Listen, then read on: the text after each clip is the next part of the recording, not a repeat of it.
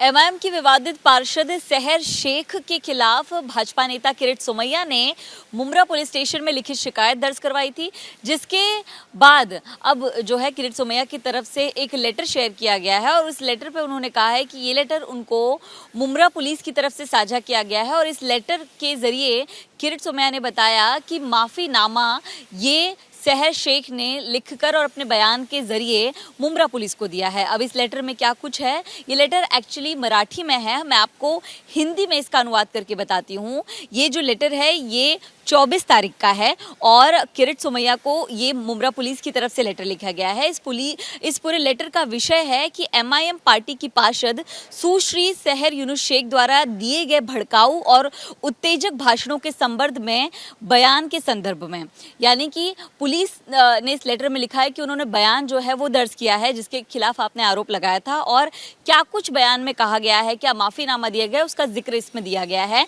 उपरोक्त विषय के संदर्भ को ध्यान में रखते हुए 25-26 के ठाणे नगर निगम चुनाव में जीत के बाद एमआईएम नेताओं ने मुंब्रा में जो भड़काऊ भाषण दिया था उसके उद्देश्य से जो जानकारी मिली है उस पर हमने एक बयान प्राप्त हुआ है।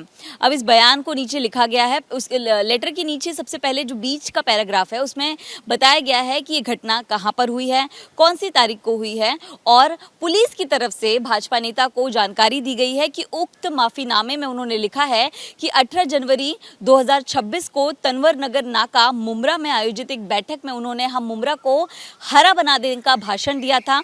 उनमें ये शब्द अपनी पार्टी के ध्वज और प्रतीक के संदर्भ में कहा था। उनका किसी की भावनाओं को ठेस पहुंचाने और माहौल खराब करने का कोई इरादा नहीं है।